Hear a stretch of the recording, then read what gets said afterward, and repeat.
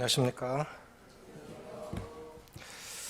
네, 늘 여러 부서에서 수고해주고 계시는 우리 성도님들께 진심으로 감사를 드리고, 우리가 느끼지 못하고 보지 못해도 누군가는 그 자리에서 수고하고 있기 때문에 우리가 이렇게 편하게 주님 섬길 수 있는 것에 대해서 감사가 됩니다. 박건영 형제님, 색소폰 연주 들으시면서 뭐 생각났습니까? 그냥 좋게 들으셨어요? 그 가사 내용 중에 보고 싶은 사람들이 생각이 난다 하죠. 아마도 권희 형제님이 이 특송을 선택할 때 그런 생각이 들었던 것 같아요.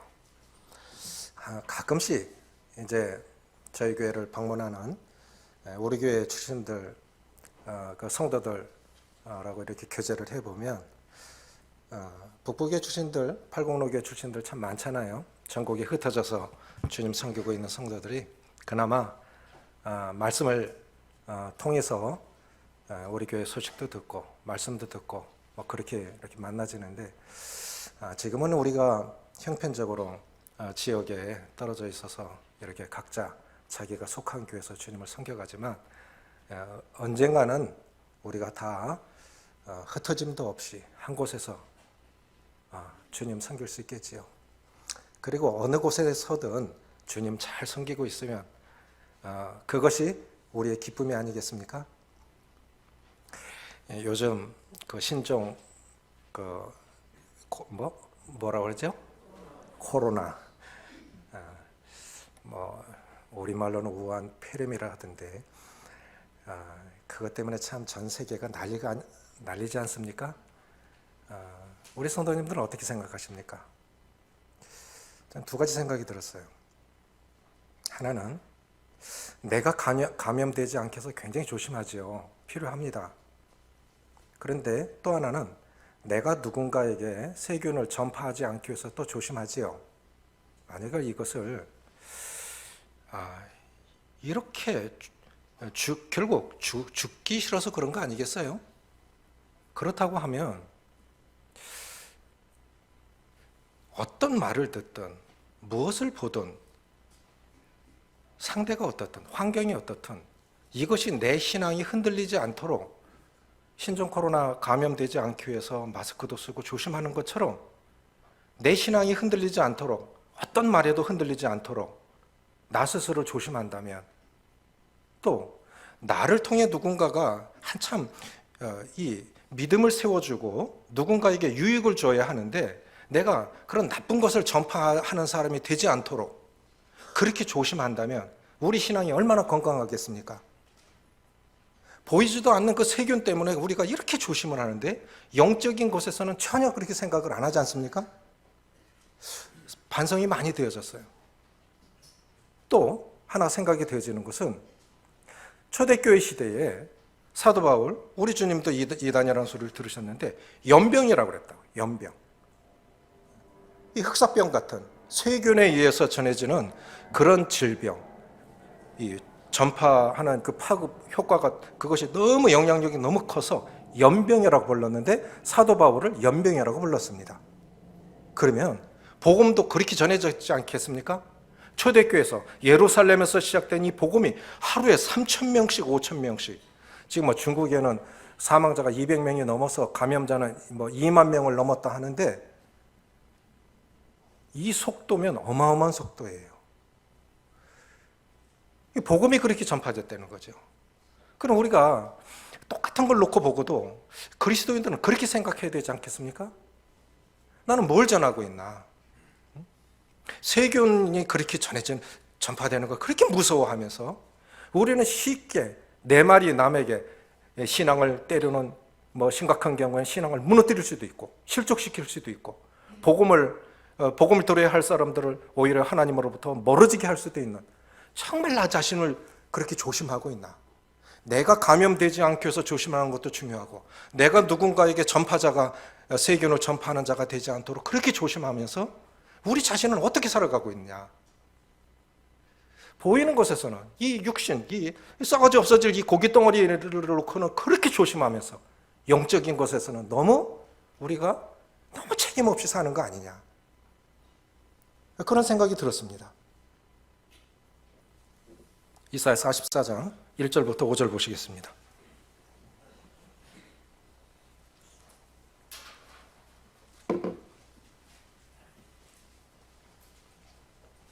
이사야 44장 구약성경 1021쪽입니다.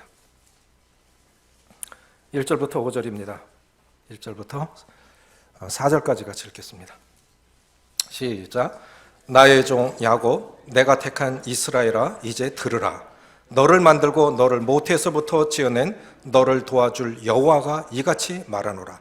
나의 종 야곱, 내가 택한 여수르나 두려워하지 말라. 나는 목마른 자에게 물을 주며 마른 땅에 시내가 흐르게 하며 나의 영을 네 자손에게 나의 복을 네 후손에게 부어주리니 그들이 풀 가운데서 솟아나기를 시냇가에 버들같이 할 것이라. 예수님 제대로 믿고 계십니까? 라는 제목으로 말씀을 드리겠습니다. 현재 한국교회를 대표하고 있는 목사님들 가운데 한 분이 이런 간증을 하셨습니다. 우리 교회 성도님들도 그 말씀 많이 듣고 또 책도 교재로 많이 사용하고 계신데 저보다 한 살 많으신 분인데 참 훌륭하신 분이세요. 이런 간증을 하셨는데 신학대학원 시절에 초등학교 교실에나 걸려있을 법한 그런 교훈들이 뭐가 되라는 것이 강의실마다 다 걸려있었대요. 3년 동안 공부하면서 왜 저거를 초등학교에나 걸어놓아야 할 법한 그런 교훈들을 왜 강의실마다 걸어놨을까? 그것도 한 가지가 아니라 뭐가 되라.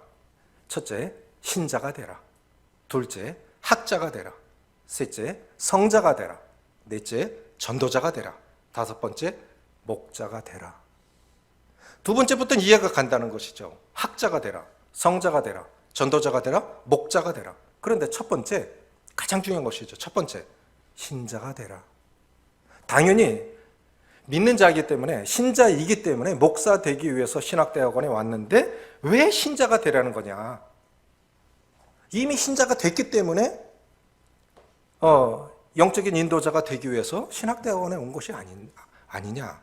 그런데 왜 신자가 되라고 하느냐?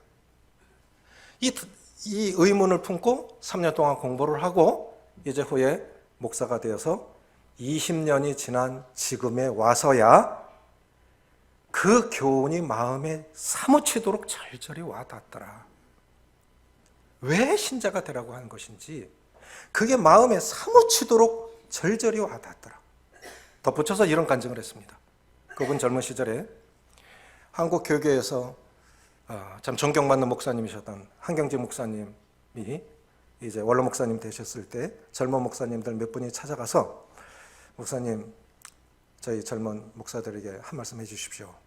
그래서 대단한 말씀을 기대하고 갔는데 한경직 목사님이 뭐라고 하셨냐면, 목사들은 젊은 목사들도 말 안 놓죠. 목사님들, 예수 잘 믿으십시오. 예수님 잘 믿으십시오. 그러더래요. 여러분 어떻게 느끼십니까? 뭐가 와닿습니까? 신자가 되라고 하는 말과 그 고령에 이북에서 월남하셔서 그 이북에서 월남한 사람들이 예배당을 지을 때 너무너무 하나님 앞에 그들은 예배당을 성전이라 부르잖아요. 예배당 지을 때 돌 하나를 걸레로 다 닦아서 하나하나 지어서 예배를 드렸던, 그런 정성으로 그런 마음으로 예배를 드렸던, 그리고 그 교회를 인도했던 그 목사님 위해서 나온 말씀이, 목사님들 예수님 잘 믿으십시오. 그게 뭐예요? 그게 무슨 말입니까? 구원도 받지 못한, 거듭나지도 못한, 구원의 확신도 없는 것들이 무슨 목사를 하냐, 이 뜻이겠습니까? 신자가 되라는 말이 구원부터 받아라, 이 뜻이겠습니까? 오늘 한국교회의 문제는 무엇입니까? 숫자가 줄어드는 것이 문제입니까? 아닙니다. 제대로 된 예수 믿는 제대로 된 사람들이 많지 않다는 거예요. 오늘날 내 신앙의 진정한 문제는 무엇일까요? 내가 진짜 예수님을 제대로 믿고 있습니까? 좀 말씀 준비하면서 참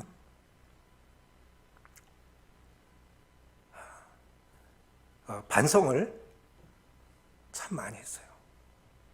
내가 정말 예수님을 제대로 믿고 있었나? 성도들 앞에 예수 믿는 모습을 제대로 보여줬나?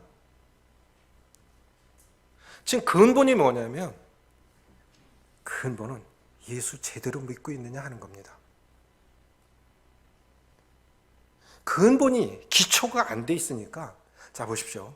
예수를 제대로 믿었다면 학자가 되라. 그 어떤 설교를 하든 그 설교 속에서 예수님이 느껴지고 보여지고 예수님의 음성이 들렸을 겁니다. 설교자가 예수님을 제대로 믿고 있다면 그분의 말 속에서도 예수님이 증거됐을 것이고 아, 주님처럼 살아야지. 그래, 내가 주님으로부터 얼마나 멀어져 있나. 예수님을 제대로 믿었다면 그 모습 속에서 우리가 엎어지고 넘어지지만 그래도 이스라엘처럼 그가 분야를 지날 때 해가 돋았고 그 다리로 인하여 절었더라. 비록 우리가 아직도 연약해서 절묘하지만 정말 주님 닮고 싶어 애써 몸부림치는 그 모습을 봤을 겁니다. 우리가 제대로 예수 믿는 사람이라면 당연히 나를 따라오너라. 내가 너희로 사람을 낚는 어부가 되게 하리라. 예수님을 제대로 믿고 있다면 열매의 여부와 상관없이 어쨌든 주님을 전하고자 애쓰고 있을 겁니다. 그리고 제대로 예수님을 믿고 있다면 목자로 살고 싶을 겁니다. 좀 그분의 간증이 저 마음 가운데도 참 절절히 와닿아요. 우리 성도님은 어떠십니까? 정말 예수님 제대로 믿고 계십니까?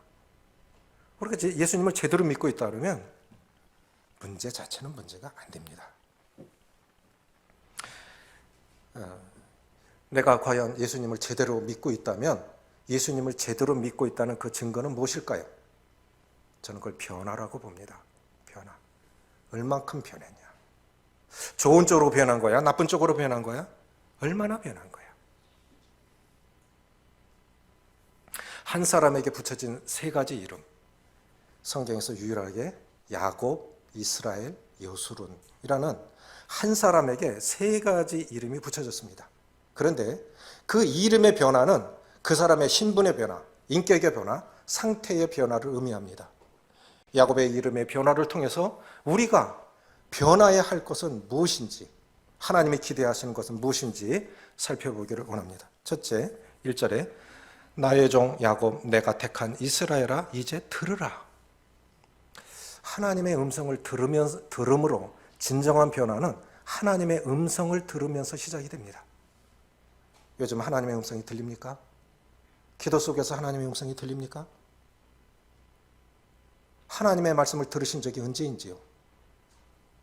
그냥 소리로 들리는 것과 문자로 보여지는 것과 그게 아닌 음성으로, 인격으로 내게 매일 아침 큐티하시면서 어떻게 들려지시던가요? 하나님의 음성을 들은 적이 언제인지, 소리로 들린 건지, 그것이 인격으로 들린 것인지. 나의 종 야곱, 내가 택한 이스라엘아, 이제 들으라. 야곱의 이름의 문자적인 뜻은 붙잡다, 빼앗다 이런 부정적인 의미를 담고 있습니다. 야곱 속에서 우리를 보지 않습니까? 어쩌면 너무나 우리와 닮은, 야곱은 얼마나 욕심이 많았던 지극히 이기적이고 자기중심적인 사람이 야곱입니다.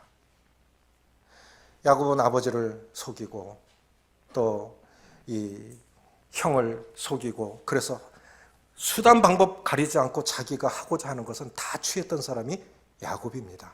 그런데 하나님은 그를 이스라엘로 변화시키기 위해서 먼저 훈련하셔야 됐습니다. 가장 중요한 것은 변화의 시작은 나를 보는 데서부터 시작합니다. 따라해 보십시오. 진정한 변화는 나를 보는 데서부터 시작한다. 왜 안 변하느냐? 나도 그렇고 우리도 그렇고 참 잘 안 변하는 부분이 있잖아요. 왜 안 변하냐? 자기를 몰라요. 자기를 몰라요. 그러니까 안 변하는 거예요. 내가 안 보이니까 상대만 보여요. 상대가. 아, 그렇지. 그래. 아, 나도 그랬어. 나도 그랬어. 내가 이해해. 이렇게 보면 관용하지 못하고 정죄하고 판단하고 비판하고 톡 잡수고 붙여서 사람들 어렵게 만드는 사람들 보면 공통점이 하나 있어요. 자기를 몰라요. 자기를 몰라. 이스라엘로 넘어가지 못하는 가장 주된 이유가 뭐냐면 이스라엘은 승리자예요. 그런데 성경에 보면 창세기 보면 창세기 분명히 야복강에서 이 베델은 야곱이 하나님을 만난 장소가 베델입니다. 여기가 하나님이 여기 계시군을 하나님 만난 곳이 베델입니다. 그런데 그가 이스라엘로 이름이 바뀐 곳은 야복강이에요. 우리 인생 가운데 우리 신앙 가운데 반드시 변화가 일어나기 전 야복강을 건너야 됩니다. 거긴 내가 부서지는 곳이에요. 내가 깨지는 곳이에요. 철저하게 내가 부서지는. 그런데 철저하게 나는 진짜 소망 없는 사람이야. 근데 이대로는 소망 없는 사람이야. 그래서 정말 부서지고 깨지고 난 이럴 수밖에 없는, 난 실패할 수밖에 없고 난 이럴 수밖에 없는 자지. 만약에 나를 통해서 뭔가 작은 것이나마 작게나마 주님께서 나를 통해서 뭔가 하셨다면 그건 주님이 하신 거예요. 성도들이 기도야. 성도들이 도움으로 된 거지 내가 한 거 아니야. 그렇게 깨지고 철저하게 깨지고 부서지고 난 사람이라야 이스라엘 모습으로 살아갑니다. 그런 모습이, 그런 것이 한 번도 없었던 사람 늘 문제예요. 당신의 열심이 문제가 되는 이유가 뭐냐라는 책이 있어요. 그런 사람은 열심을 내면 낼수록 어렵게 만듭니다. 깨어져 본 적이 없어요. 부서져 본 적이 없어요. 하나님의 자리에서 남들이 볼 때 똑같은 연약을 갖고 있는데 정말 심각한 거예요. 자신을 볼 줄 모른다는 것이. 그래서 진정한 변화는 나를 보는 데서 시작을 합니다. 변화의 첫 단계는 뭐냐면 우리 자신이 야곱과 같이 타락한 본성을 지녔다는 것을 잊지 마십시오. 그렇지. 내가 성령의 한순간이라도 성령의 다스림을 받지 않으면 내 거 나올 수밖에 없어. 나는 그렇게 살 수밖에 없는 자지. 그래서 저는 이렇게 누군가를 만나러 갈 때 두 가지를 늘 기도하는 것이 있어요. 주님, 기도보다 앞서지 않게 해주십시오. 주님보다 앞서지 않게 해주십시오. 근데 기도 없이 충분히 기도하지 않고 간 날은 항상 다 실패했어요. 주님의 영광 드러내지 않고 남의 욕하고 남의 말하고 비난하고 마음이 편치가 않아요.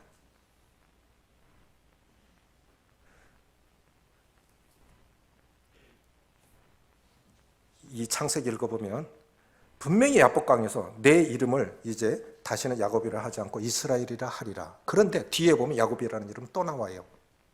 왜 이스라엘로 불러주신다고 했는데 야곱이라는 이름이 또 나올까요?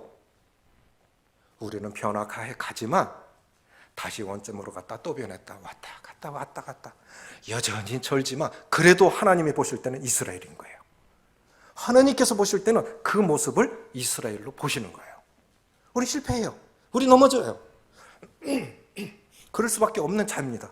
그런데 정말 주님 앞에 살고자, 주님처럼 살고자 어쨌든 내 모습 속에서 주님 나타내 보이려고 애쓰는 모습 보면 저 성질에, 저 성격에 정말 기도하지 않고 저분이 정말 주님 앞에 저렇게 결심하고 주님 앞에 살고자 하는 적이 없었다면 저분이 어떻게 살아갔을까?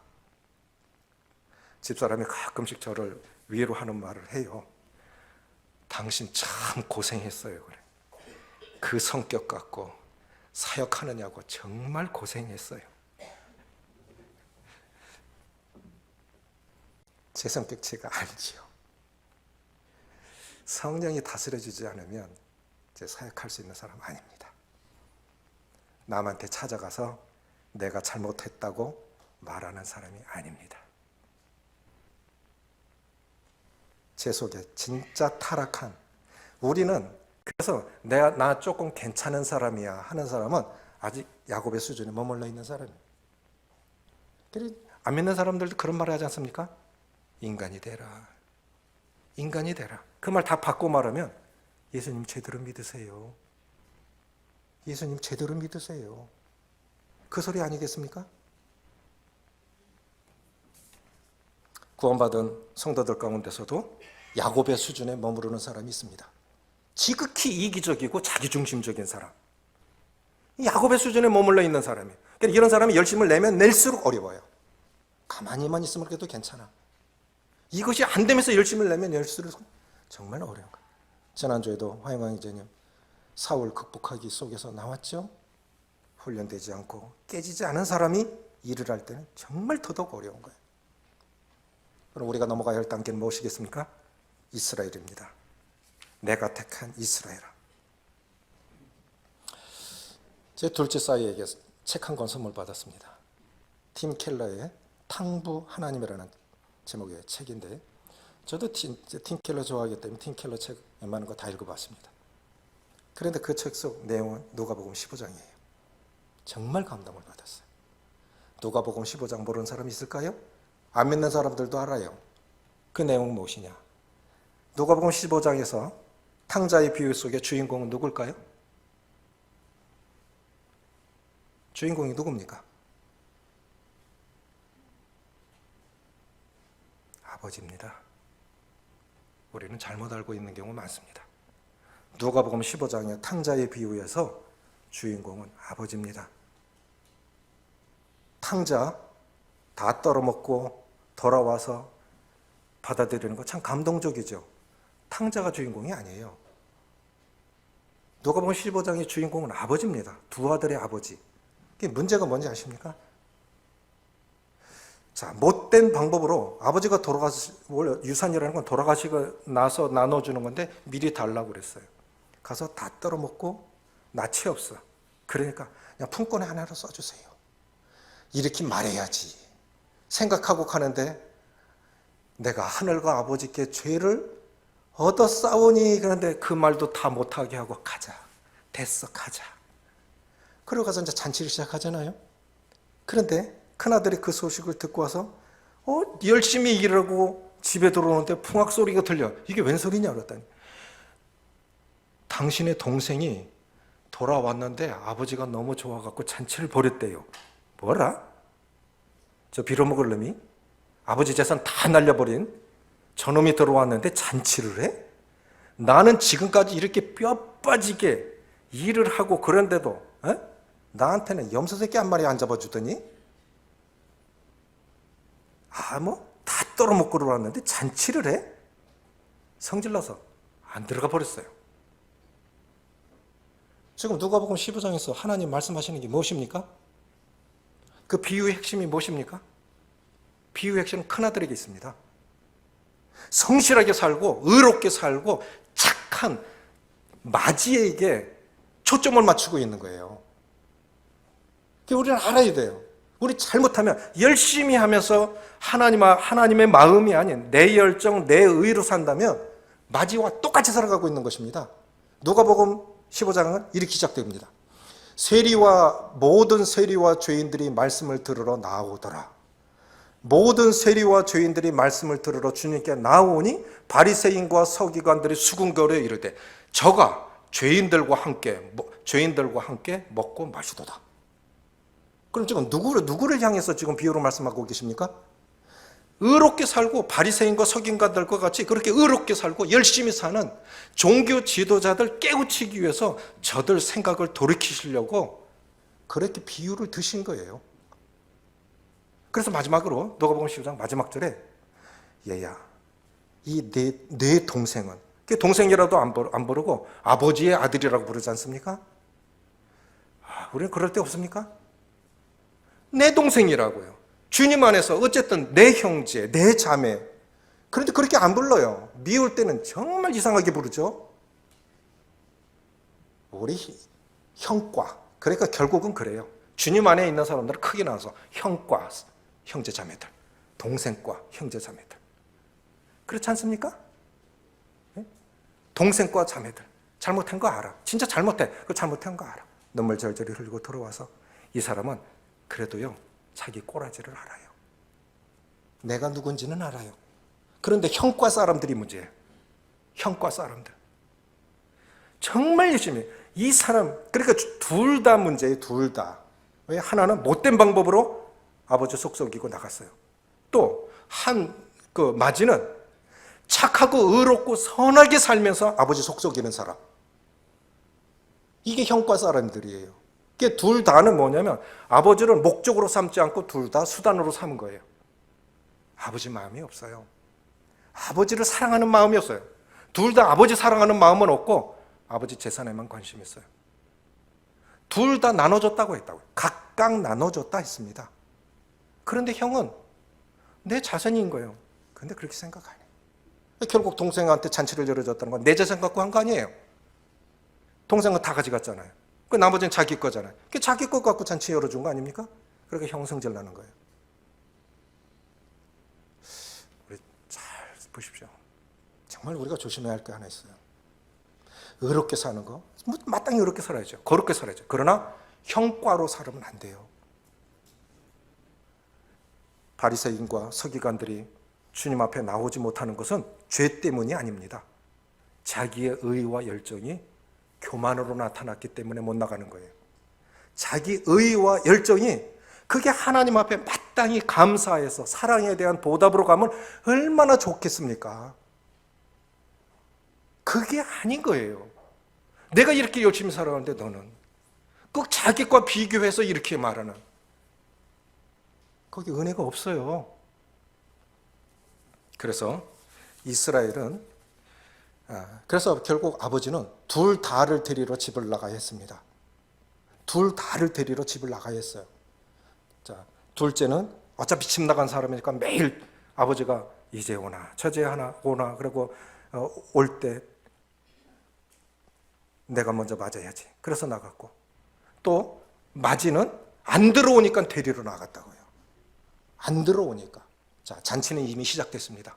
교회 안에는 이렇게 즐거운 잔치가 있어야 됩니다. 기쁨이 있어야 됩니다. 행복이 있어야 됩니다.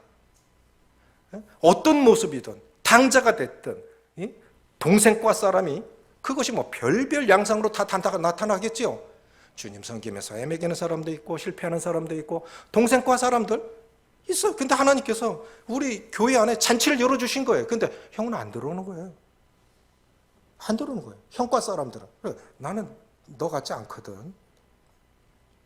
나 같지 않거든. 이렇게 멀어져 갔든 저렇게 멀어져 갔든 둘 다 아버지 집에서 멀어져 간 거예요. 그래서 아버지는 둘 다를 데리러 집을 나가야 됐습니다. 그런데 중요한 것이 있어요. 중요한 것이 있어요. 아버지는 둘 다 사랑하신다는 겁니다. 맞습니까? 이걸 우리가 알아야 돼요.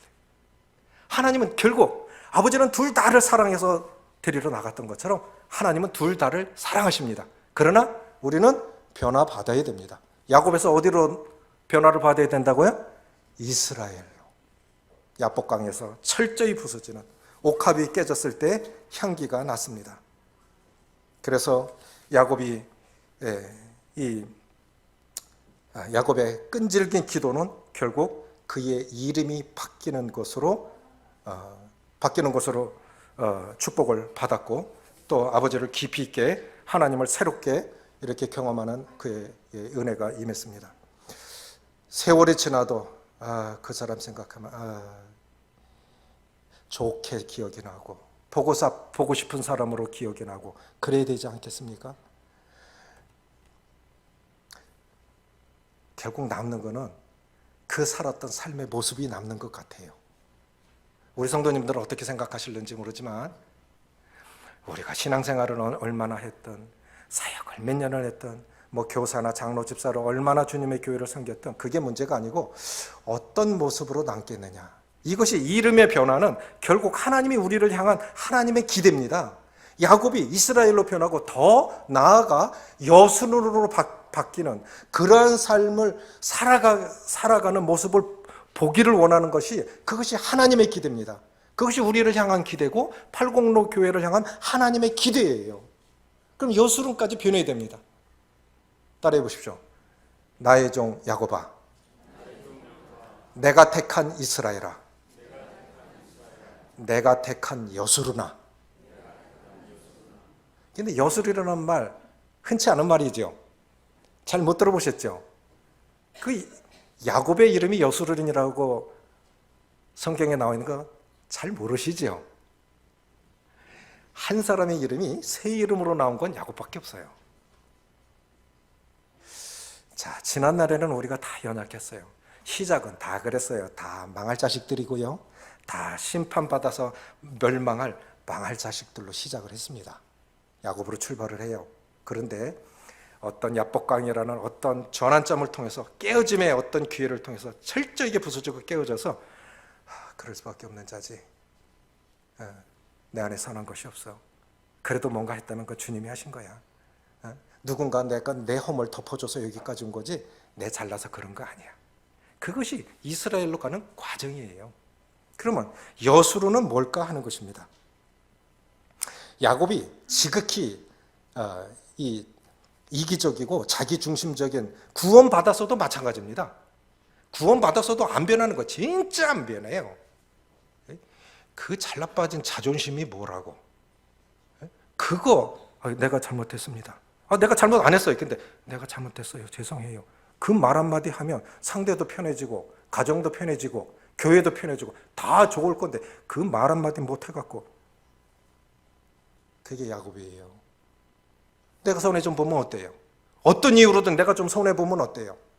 손해 보면 안 되는 거예요. 손해 보면 안 되는 거예요. 명예적으로나 뭐로나. 주님은 우리 섬겨주시기 위해서 자신을 십자가에 다 내어주셨는데, 우리 구원받았는데도 기도도 내복을 위해서 기도합니다. 섬기는 것도 하나님의 영광이나 그 사람 전적인 그 사람의 유익을 위해서 섬기려고 안 해요.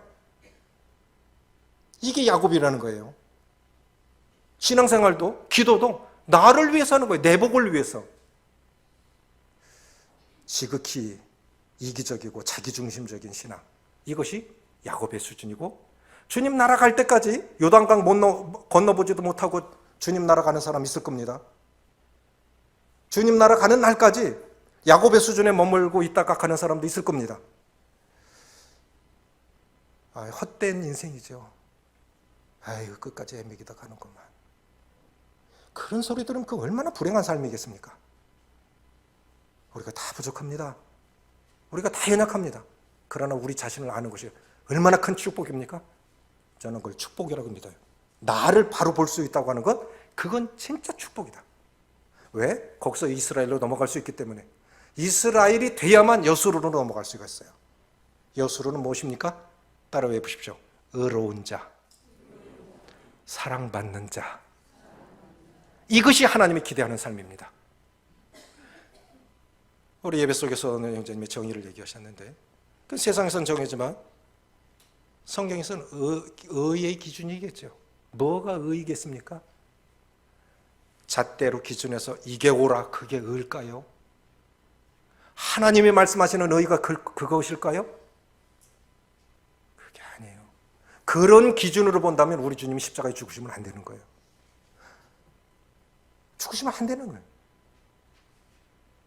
그런데 우리가 살아가면서 보면 그런 잣대로 살아가는 사람들 많아요. 야곱의 수준에서 넘어가지 못하는 사람들. 교회가 성숙하려면, 내가 성숙하려면 나 깨져야 돼요. 내 기준에서는 그거 아니에요. 인간적으로도 아니에요. 경험적으로도 아니에요. 근데 성경적으로 보면 그게 하나님의 의예요. 그게 하나님, 역설적인 의. 십자가는 인간의 이론을 다 깨고 모든 생각까지도 거꾸로 뒤집어 놓는 것이 십자가 아니겠습니까? 우리가 정말 십자가에서 내가 깨어지고 부서지고 간다면, 이스라엘에서 여순으로 간다면, 우리 주님이 십자가에 죽으실 때 사형 집행을 했던 로마 백부장의 고백이, 이 사람은 진실로 의로운 사람이었도다. 그 하나님 있는 사람은 아니에요. 근데 누가 볼 때도 그분이 그렇게 말씀하셨다면 맞아. 그 완벽해서가 아니죠. 그분이 그렇게 분별하셨다면 그게 맞을 거야. 그렇게 따라가기로 하지. 그것이 여수론이 아니겠습니까? 그것이 하나님이 기대하시는 그러한 삶이 아니겠습니까? 그러면 여수론의 실제적인 삶은 무엇이겠습니까? 그것이 3절, 4절입니다. 같이 읽겠습니다. 시작. 나는 목마른 자에게 물을 주며 마른 땅에 시내가 흐르게 하며 나의 영을 내 자손에게 나의 복을 내 후손에게 부어주리니 그들이 풀 가운데서 솟아나기를 시냇가에 버들같이 할 것이라. 야곱에게, 이스라엘에게 이제 여수르라는 이름을 붙이시고 이렇게 말씀하십니다. 나는 목마른 자에게 물을 주며 마른 땅에서 시내가 흐르게 하며. 인생 살아가면서 메마르고 목마를 때 참 많지요. 관계 속에서의 메마름, 영적인 메마름, 정신적인 메마름, 육체의 메마름. 세월 지나면서 건강하던 사람이 어느 날 힘들어하는 모습 보면서 또 물질적으로, 정신적으로, 영적인 것으로 자녀들 아니면 인간관계 모든 속에서 우리는 메마름을 경험할 수 있습니다. 그런데 이 여수론의 삶은 개인적으로 하나님 앞에서 그렇게 목마른 자에게 하나님께서 물이 되어 주시고 또 이 메마른 땅에 이 시내가 흘러가는 것과 같이 그렇게 개인적으로 먼저 여수론의 삶을 개인적으로 하나님의 풍성을 경험하는 삶이 그게 여수론의 삶입니다. 상황에 관계가 없어요. 시편 23편 얼마나 놀라운 시입니까? 모임의 자매님의 친정 아버님이 영시 작가예요. 그 시편 23편 그거 읽고 시인이 됐다고 하죠. 이런 훌륭한 시가 있나? 미국에서 상 받고 한국에서 상을 받으셨어요. 그런데 그것이 어느 환경 속에서 어느 상태에서 나온 시입니까? 사울왕에게 쫓겨다니면서 죽을 판입니다. 그런 가운데서도 세상에 줄 수 없는 그러한 넉넉함이 그에게 있었고 풍성함이 그에게 있었습니다. 하나님이 주시는 그러한 풍성함, 그것이 여수론의 삶입니다. 우리 성도님들은 매일매일 주님께서 주시는 그런 풍성함이 있습니까? 정도의 차이는 있겠지만 여수론의 삶은 개인적으로 하나님을 경험하는 삶입니다. 또 하나 있습니다. 부모에게 있어서 최대의 복은 뭘까요?